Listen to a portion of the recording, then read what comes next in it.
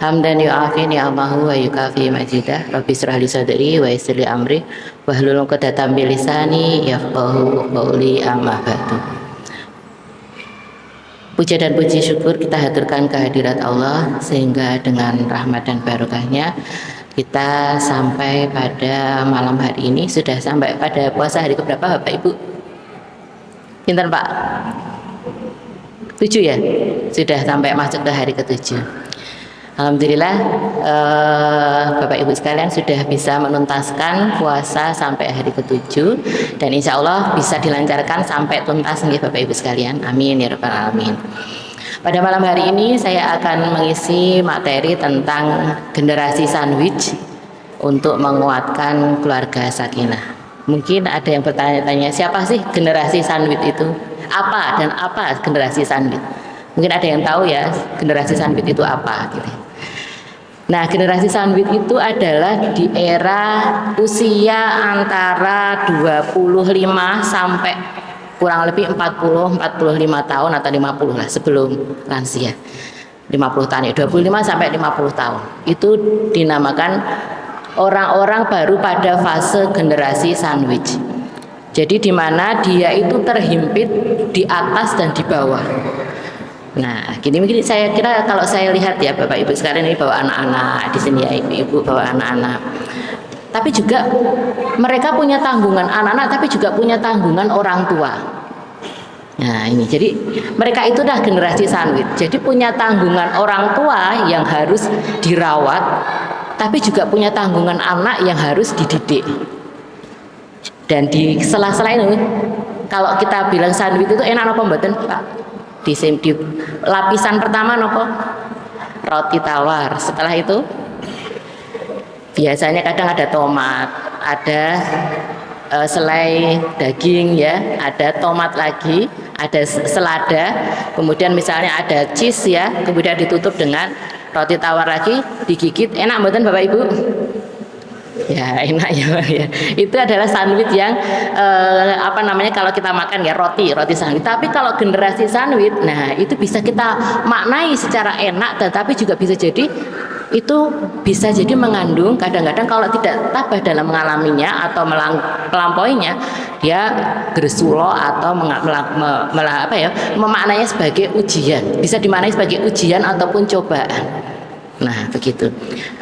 Kadang-kadang generasi sandwich itu sendiri, dia kalau tidak sabar ya dia akan emosional gitu ya, karena tidak siap menghadapi orang tua yang mungkin sudah mengalami demensia. Nah ini orang tuanya mengalami demensia, misalnya ya, dia selalu membanding-bandingkan anaknya. Mungkin Bapak Ibu ya yang generasi sandwich seperti saya usianya 40-an tahun ini, saya baru proses mengalami generasi sandwich juga. Sudah dibelikan oleh anak yang di rumahnya misalnya nasi ya, pagi-pagi sudah dibelikan nasi kuning, telepon sama anaknya yang ke-1 atau yang ke-3, uang ditukok ke sarapan. Nah ini kalau anaknya yang satu rumah dengan ibu atau bapaknya itu tidak sabar, bisa emosi. Tapi disinilah letak harus sabar ketika menerima ibunya dalam proses demensia itu, ibunya atau bapaknya, tidak hanya ibu ya, bapaknya juga. Sudah lupa, padahal sudah dibelikan, sudah dimakan, tapi lupa. Telepon anak yang lainnya, belum dibelikan lauk. Nah, kalau orang kakaknya atau adanya yang tidak serumah itu juga emosional, nanti dia akan ibaratnya ya komplain sama anaknya yang serumah. Piye ta mbokne kok ora diopeni? Masa aku sing omahe adoh dadak ya nukokke lawuh. Nah, akhirnya terjadi konflik di situ antara kakak adik. Nah, disinilah perlunya saling pengertian. Saling pengertian, harus saling memahami. Kalau tidak ya kakak adik bisa jadi bubar. Kalau tidak saling memahami bahwa itu adalah proses orang tua kita baru mengalami demensia. Ini belum lagi kalau dia tersebut juga harus menanggung adiknya atau kakaknya atau saudaranya jauh yang misalnya minta dibantu ya, Mbak nyileh Mbak, Mas nyileh Mbak, nah, Mas gitu ya. Nah kalau generasi sandwich ini tidak kuat ya wis jebol nanti. Maka di sini perlunya kesabaran ya. Lalu bagaimana generasi sandwich ini dalam konteks menghadapi menguatkan keluarga sakinah.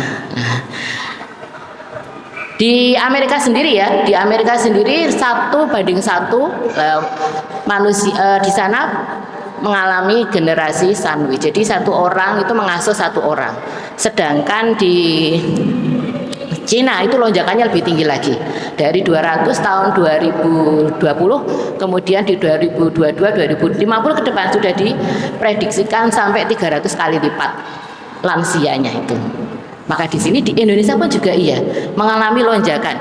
Di Indonesia generasi generasi sandwich ya, maksudnya itu 71 juta penduduk mengalami generasi sandwich, yakni mengasuh orang tua dan juga mendidik anaknya. Nah, seperti ini misalnya, banyak anak-anak yang ikut tarawih di sini. Ini kan mereka mengasuh anak, tapi di rumah juga harus merawat orang tuanya yang ya untung-untung kalau bapak ibunya masih bisa tindak ke sini nggih, sholat jamaah. Tapi ada yang bapak ibunya itu berbaring di rumah karena sakit, stroke misalnya, atau kolostomi atau yang lainnya.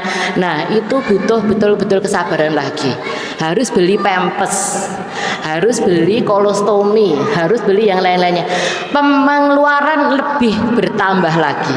Nah, ini di satu sisi harus mendidik anaknya sekolah, ada yang menyekolahkan sampai perguruan tinggi, ada yang harus sampai SMA, tapi di sisi lain bapak ibunya juga butuh sehari pempes itu kadang 3-4 hari itu 100.000 itu sudah habis.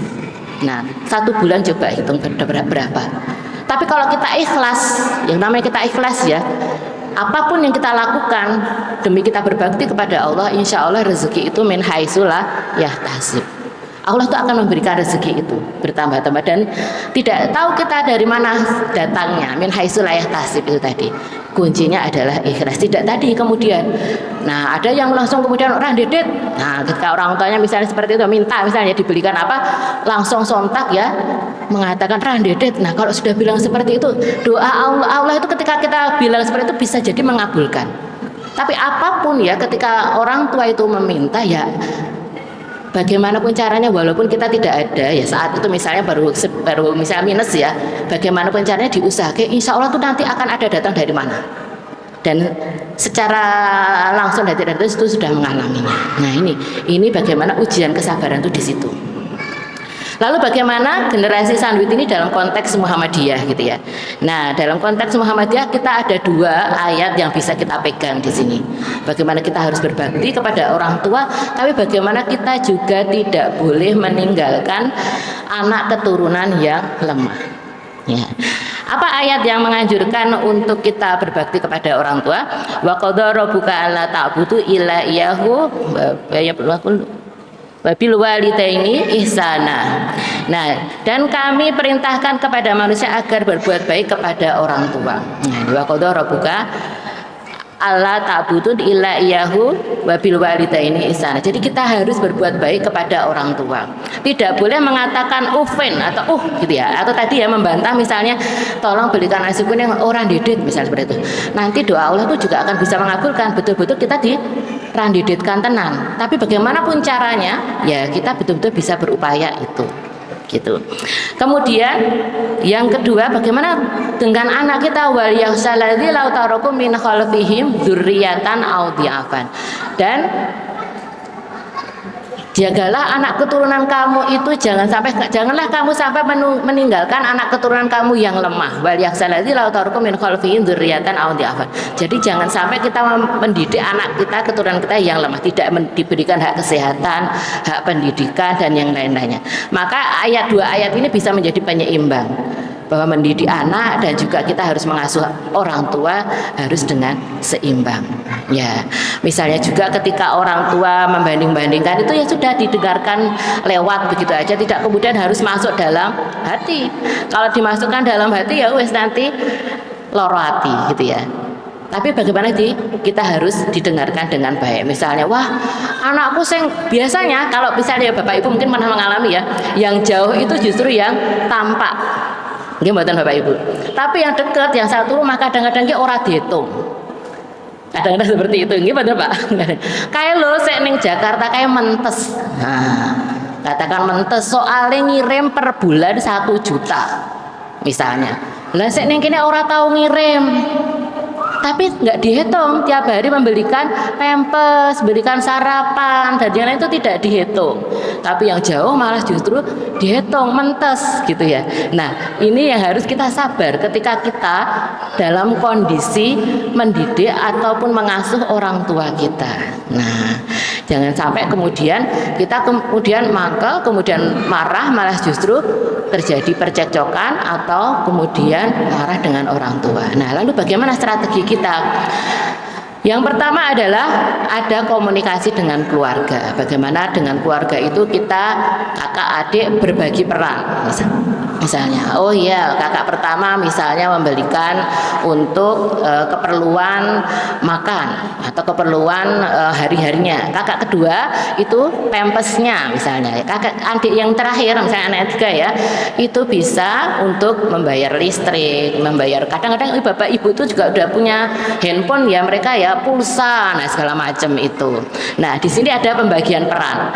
Jangan dibebankan ke satu orang saja, begitu. Tapi harus berbagi. Lah kalau kemudian nggak mampu bagaimana? Adik yang nomor 2 tidak mampu. Oke, kalau tidak mampu, mampunya apa? Tenaga, ya tenaga itu. Jangan kemudian digebiah uya atau dipukul rata. Tidak kemudian sama harus dana semua, ya tidak. Kadang ada yang mampu dengan dana, ada yang dengan tenaga. Oke, dengan tenaga dia sanggup untuk memandikan setiap pagi, ngelap atau menyuapin atau yang lainnya untuk orang tuanya. Nah ini harus berbagi seperti itu. Yang kedua ya ini bagaimana bisa mengatur keuangan dengan baik, bagaimana memanage ya. Tetap juga kita berinvestasi apapun itu ya walaupun sedikit ya, misalnya tetap harus menabung untuk hari ke depan walaupun memang itu kenyataannya sulit ya. Saya mengatakan seperti itu kadang-kadang juga sulit, mau ditabung kok wis ndang wis butuh lagi ya, dan seperti itu ya.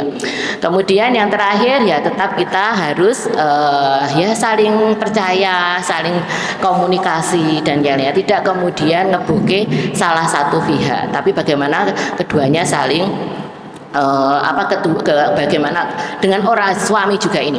Dengan suami itu relasinya juga harus baik. Maksudnya ketika kita memberikan sesuatu kepada ibu kita dan suami juga harus memberikan sesuatu kepada ibunya atau bapaknya, bapak kita, itu harus saling setara, tidak boleh belah sepihak.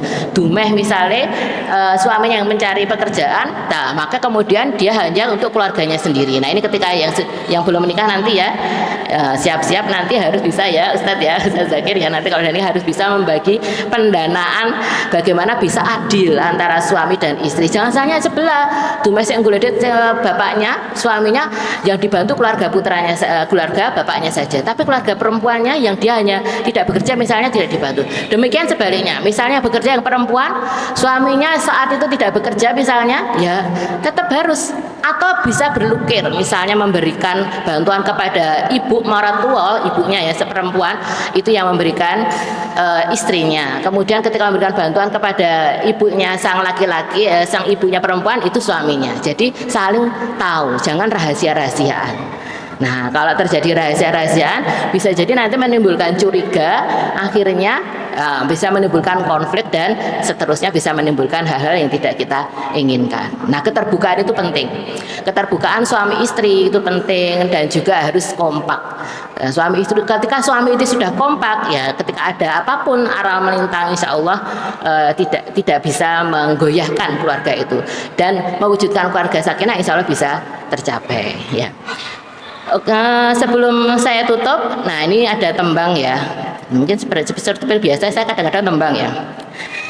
Lengeling sira manungsa temenono nggonmu ngaji mumpung durung katekanan malaikat jurupati. Nah di sini ibu-ibu bapak-bapak, bagaimana kita betul-betul mengingat bahwa usia itu tidak, ya kita tidak bisa menyangka ya entah kapan ya kita akan dipanggil ya. Ya makanya kita harus selalu ingat mengaji. Mengaji itu macam-macam ya, tidak hanya ngaji Al-Quran saja. Ngaji Al-Quran pun tidak hanya kita ngaji ayat-ayatnya, tapi bagaimana kita bisa tahu terjemahannya. Nah, ketika kita sudah tahu terjemahnya, maka bisa mengamalkannya. Tidak kemudian hanya membaca, tapi tidak tahu artinya. Nah, ini bagaimana kita bisa membaca, tapi tahu artinya. Nah, ketika sudah tahu artinya, kita bisa mengamalkan. Kadang ada yang satu hari satu malam bisa hafal 1 juz, itu selesai, 30 juz selesai. Ada nggak ya? Seperti itu ya. Tapi apakah dia sudah mengamalkan? Nah, ajaran di Muhammadiyah bukan seperti itu. Sedikit-sedikit, tapi bagaimana kita mengamalkannya. Sebagaimana juga ketika kita mengamalkan surat tadi, bagaimana kita berbakti kepada orang tua ketika membaca ayat tersebut, ya kita amalkan. Ketika kita membaca tentang harus mendidik anak kita, jangan meninggalkan anak keturunan yang lemah, ya kita juga mengamalkan jangan meninggalkan anak keturunan yang lemah. Nasrul minallah wa fathul qarib. Wabillahi taufiq wal hidayah. Wassalamualaikum warahmatullahi wabarakatuh.